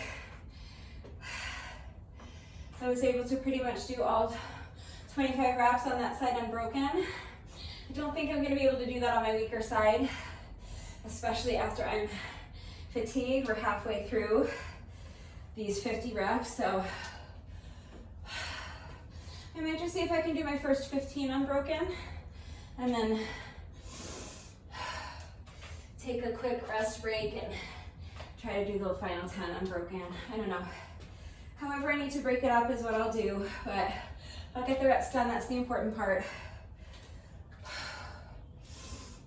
All right, let's push. We just have these final 25 reps to go, and we just need to finish up with one more little cardio section. We got this. So now picking up the weight with the opposite hand, stepping back with the other foot, just a couple of inches behind your front foot. Shoulders are back and down. Chest is lifted high, abs are tight. Push the booty back as you come down into that deadlift. Remember, elongated spine, so keeping your back flat, keeping all the weight in your front heel. Press that heel into the ground to stand, and then come down into your squat.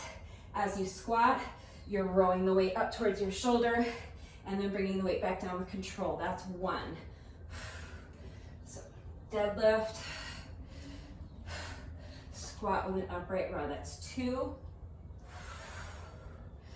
3, going to 25. Do your best.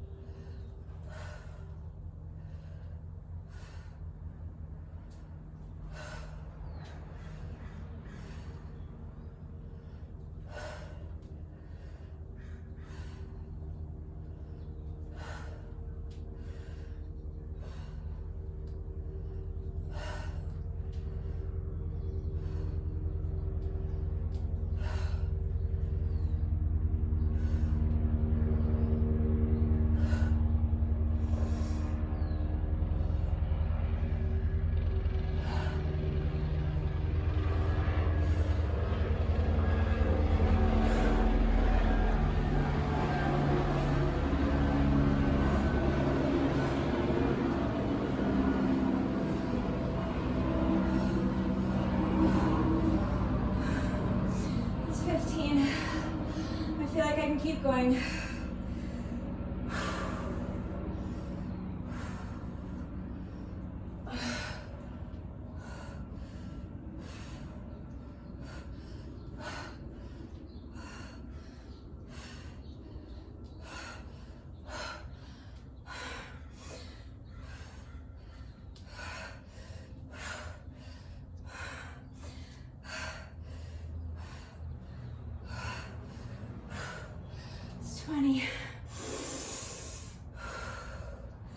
Just 5 more.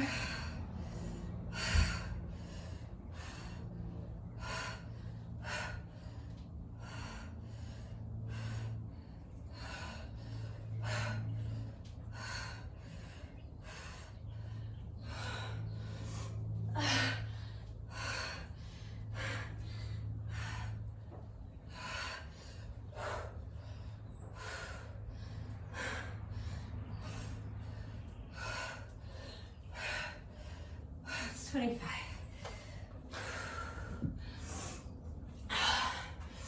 All right, dumbbell down.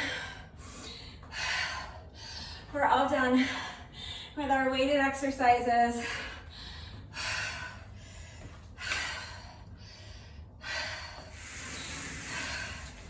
Nicely done. That was 250 tough reps. We've also completed a total of 2,000 revolutions of the jump rope. We just have another 500 left to go. So just 5 more little sets of 100, and that's the workout. So let's push If you need to rest, so you can towel off and get a sip of water if you want your heart rate to come down a little bit, if you want your breathing to normalize a little bit before you tackle this last cardio section, pause the video, come back when you're ready. Here we go. Final 5 sets of 100. We got this.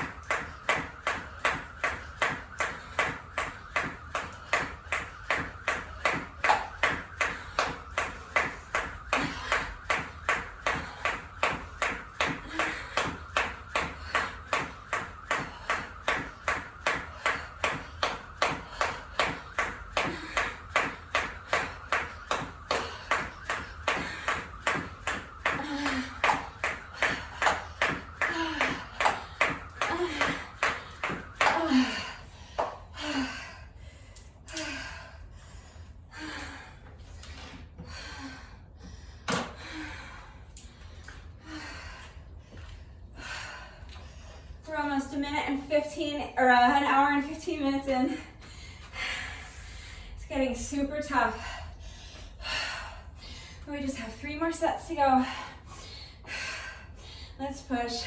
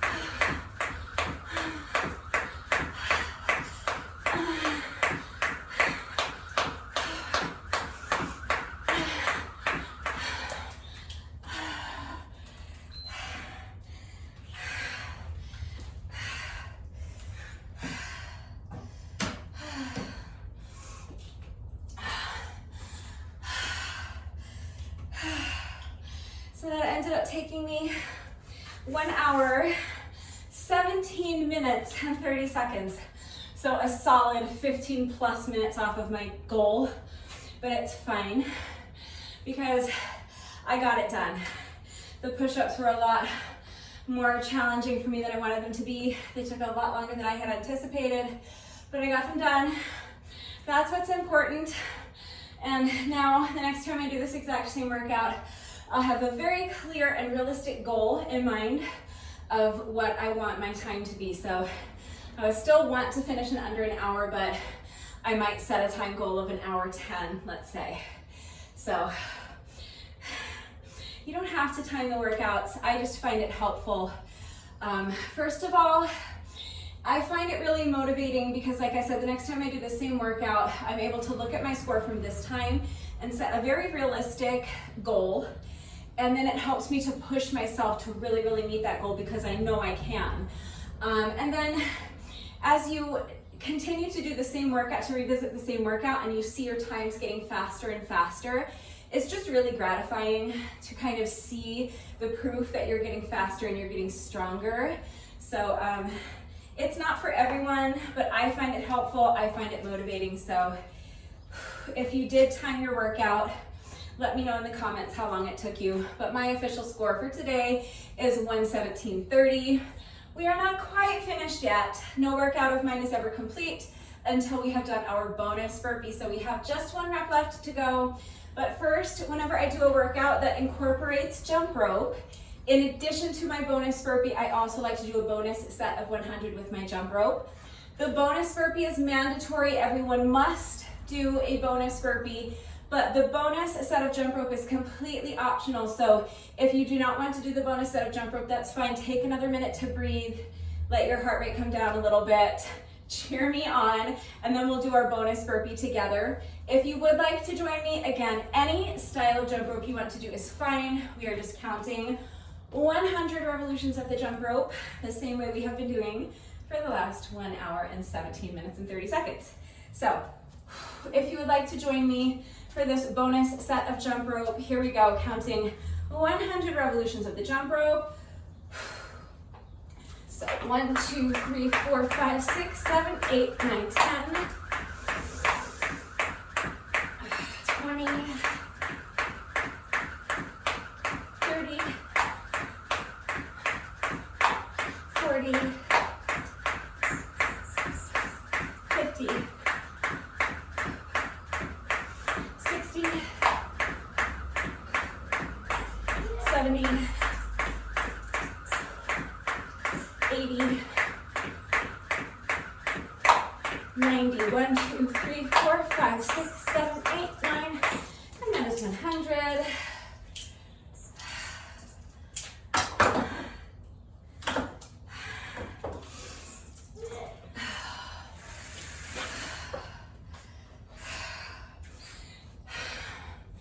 So that's our little bonus set of jump rope. And now we have just 1 rep left to go. Let's go ahead and do our bonus burpee together, and then the workout will be officially complete. So as soon as you're ready, here we go. Final rep of the day.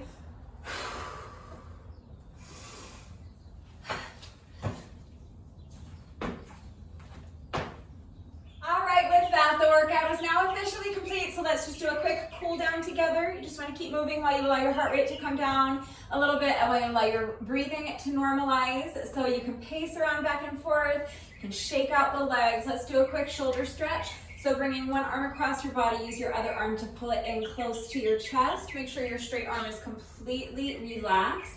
Make sure your shoulder is relaxed, of course. If your shoulder is tense and hunched up by your ear, you're not going to be able to stretch it effectively. So relax the arm, relax the shoulder, and keep moving. So I'm just kind of shaking out my legs. You can pace if that feels better. You can really just shift your weight from foot to foot. That's fine. Let's take one more deep breath here. And come out. Let's get the other arm. So bringing the opposite arm across your body, using your other arm to pull it in close to your chest. Making sure your straight arm is completely relaxed, your shoulder is completely relaxed, you're continuing to move, and you're continuing to focus on slowing down your breathing. So you do that by Feeling your diaphragm being pulled down as you inhale. Think about breathing all the way down into your belly button. Allow your rib cage to expand as you inhale, and visualize filling up your entire torso with air, and then use your diaphragm to control the air as you exhale. Nice, let's shake it out. We're gonna do a quick tricep stretch. So bending one elbow, place your hand on the elbow and gently pull your elbow towards the opposite shoulder, making sure that the fingers on your free hand are pointing straight down at the ground. So you want to avoid having your free hand hanging out up here somewhere by your shoulder. Point those fingers straight down at the ground as you gently pull your elbow towards the opposite shoulder. Feel that nice stretch in your triceps. Make sure you're continuing to move as you do this. So you can pace, you can shake out the legs, or you can shift your weight from foot to foot. Shake it out. Let's get the other side. So bending your other elbow, place your hand on the elbow and gently pull your elbow towards the opposite shoulder, making sure that the fingers on your free hand are pointing straight down at the ground. Feeling that nice stretch in your triceps. Make sure you're continuing to move and continuing to focus on your breathing. So let's take one more nice deep breath here, sending that breath all the way down to your belly button as you inhale, filling up your entire torso with air and controlling the exhale. Shake it out. We're going to finish with a quad stretch. So if you struggle with balance, you can hold onto the wall or a chair or your kitchen counter or the arm of your couch for support. You're going to bend one knee, bring the foot behind you, reach back and grab a hold of the top of your foot with the hand that's on the same side if you're holding onto something for support. If you are not holding onto anything for support, you can go ahead and reach back with both hands, grab a hold of the top of your foot with both hands and press your heel into your booty cheek. As you're doing that, make sure that you're tilting your pelvis forward. So you want to kind of tuck your booty underneath you. Imagine trying to touch your spine with your belly button. And make sure as you do that, as you tilt your pelvis forward, that you're continuing to really press your heel into your booty cheek. As soon as you combine both of those two elements, you're going to feel that stretch instantly intensify in your quad muscles as you isolate them more effectively, but I also want you to feel that stretch extend all the way up to your hip flexors. That's why we're tilting the pelvis forward. So shake it out. Let's get the other leg. So again, you're bending the opposite knee now, reaching back and grabbing a hold of the top of your foot with the hand that's on the same side if you're holding on to something for support. If you're not holding on to anything for support, go ahead and reach back with both hands, grab a hold of the top of your foot with both hands and press your heel into your booty cheek. Keep pressing, and as you're doing that, you're going to tilt your pelvis forward. So kind of tucking your booty underneath you, sucking your belly button back towards your spine. Keep tilting your pelvis forward, and make sure as you're doing that, that you're continuing to really press your heel into your booty cheek. Feel that stretch intensify in your quad muscles. Feel that stretch extend all the way up to your hip flexors. Let's take one more deep breath here. So one last time, breathing all the way down to your belly button as you inhale. Control the exhale and come out. Okay, one final time. Shake out the legs, shake out the wrists, shake out the arms, swing the arms a little bit. And that's it. That's our little cool down. So if you find that you are still breathing heavily, if your heart rate is still elevated, just take a few more minutes. You can pace around a little more. You can do some more light stretching if you want. That's a wonderful idea. Just remember that this little bit of light stretching that we do during the cool down does not take the place of a proper stretching routine. It's still really important to make sure that you're taking a good 15 or 20 minutes every day to stretch. Immediately following the workout is the best time to do it if you have time right now to do it. This is going to be the most efficient and the most effective time to get your stretching done because your muscles are already nice and warm from the workout. But if you don't have time to stretch now, that's fine. It doesn't matter what time of day you do your stretching, just as long as you're doing it. Taking the time to stretch every day is going to go a long way towards helping to alleviate any muscle soreness that you might be experiencing after the workout. It's also going to help reduce your risk of injury moving forward, and of course it's going to improve your flexibility. So just remember that if you put off your stretching until later on in the day, though, that your muscles will have gotten cold again. So you're going to need to take a few minutes to warm them back up before you begin stretching. You never want to jump into your stretching routine with cold muscles because your muscles need to be warm in order for them to be pliable so that you can stretch them safely and effectively. So please make sure that you're taking the time to stretch every day, but please make sure that you are doing so safely. And that's it. That's all I have for you today. So I hope you enjoyed this one. If you did this workout with me today, thank you so much. Please let me know what you thought of it and how you did. Thank you to everyone who has been working out with me lately, and even if you're not doing the workouts with me, thank you for watching the videos. Thank you for liking and sharing the videos. Thank you so much for all of your wonderful and supportive and engaging comments. It truly does mean the world to me. Thank you to all of my new subscribers. If you are not subscribed already, please subscribe. And of course, a great big thank you to those of you who have been subscribed to my channel for years. Please know that I appreciate you all so very much. One final reminder that if anything was unclear about today's workout, about the format and how everything fits together, if you have questions about the exercises that we were doing today, if you have any doubts about how to do these exercises with the correct form, or if you need any further help with equipment-free substitutions or beginner modifications beyond what I have already provided, I'm always here to help, so please ask questions if you have them. That is going to do it for today, but before I say goodbye, I just have to say one final thank you to those of you who have been watching the videos all the way until the end and commenting with the secret code phrase of the day. So before I say goodbye, I will give you today's secret code phrase of the day. It is bump it. Like the McPoyles, you know the McPoyles, bump it. All right, so that's it. That's the secret code phrase of the day today. So if you are still watching this video, hello, thank you for watching all the way until the end. Please let me know that someone is still watching by going down to the comment section and leaving me a comment that says bump it. That is going to do it for today. I will see you all next time. Bye.